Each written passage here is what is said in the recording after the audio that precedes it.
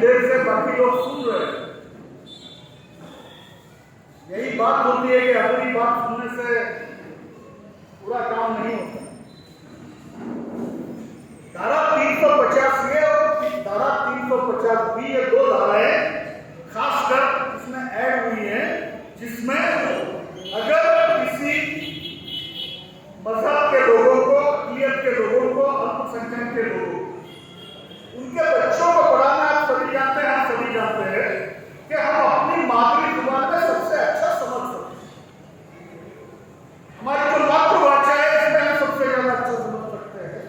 तो हमारी मातृभाषा में शिक्षा हासिल करने का अधिकार दिया गया है। 350 ये है और 350 भी, जब कभी ऐसा लगेगा कि उस मुल्क में अल्पसंख्यक के लिए कुछ और करना चाहिए, तो उसके लिए संविधान की किसी धारा को टटोलने की जरूरत नहीं है।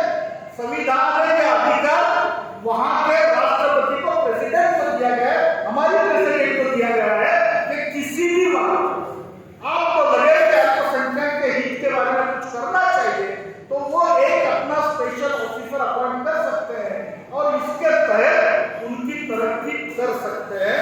ये है हमारी सभी धाराएं जो रिलेटेड अल्पसंख्यक हैं। अगर आपने इसको नोट किया है तो आप कभी भी उसको देख सकते हो। ये एक साथ नहीं मिलेगा, आपको अलग अलग उसमें जाके देखना पड़ेगा। ये हमारे अल्पसंख्यक, जिसमें जैसा कि मैंने बताया, मुस्लिम, ईसाई, क्रिश्चियन, बौद्ध, जैन और पारसी, ये 6 जातियों को, धर्म को उसमें नोट किया गया। और मैंने और आगे जाके बताया कि हो सकता है किसी प्रदेश में हिंदुओं की संख्या भी कम हो सकता है, उसके लिए भी विशेषाधिकार दिया गया है कि वहां वो भी ये तमाम चीजों को हासिल कर सकते हैं, जिसके लिए ये सारे प्रावधान हैं। यहाँ बात अभी किसी एक कौम के या किसी एक मजहब के या किसी एक धर्म के विकास की बात नहीं है। यहाँ बात है अल्पसंख्यकों की, जिन्हें अपने जान और माल की फिक्र लगी रहती है। अब हम हमारे देश की, हमारे भारत की अगर बात करेंगे, हमने देखा है धाराएं जब बनी, भारत जब आजाद हुआ, उस वक्त ये धाराएं बनाई गई, यहाँ कॉन्स्टिट्यूशन बनाया गया और इस कॉन्स्टिट्यूशन में सारे प्रावधान वो इसलिए किए गए कि जब यहाँ से ब्रिटिशर्स ने, हो सकता है ईसाइयों को फिक्र होगी अपने जानवर, जब यहाँ से पाकिस्तान डिवाइड हुआ तो हो सकता है यहाँ रहने वाले मुस्लिम अल्पसंख्यक हो गए, उनको फिक्र होगी अपने जानवर की, हम कैसे रहे ये सोच सकते हैं। बहुत जो है कम्युनिटी में माइनॉरिटी में आए, उनको भी ये फिक्र लगी कि हम कैसे जी सकते हैं। पारसी तो आनुवंशिकता से बहुत कम संख्या में वो है भारत में, तो उनको भी इसमें प्रोटेक्शन प्रोवाइड किया। सिख कुछ इलाके में है और उनकी तादाद भी बहुत कम है, उनको भी ये प्रोटेक्शन किया गया। यानी आजादी के फौरन बाद इस बात को लेकर फिक्र की गई और तमाम लोगों को ये एश्योरेंस दिया गया, गारंटी दी गई कि आप इस मुल्क में ठीक तरह से, अच्छी तरह से रह सकते हो। अब हम रह रहे हैं। इसके बाद कई बार फिरकावाराना फसादात हुए, जातिवादी फसादात, कई बार मंदिरों को, चर्च को लेके कोई सवाल खड़े हुए, कई बार और इबादत गाहों को लेकर मसाइल सामने आए।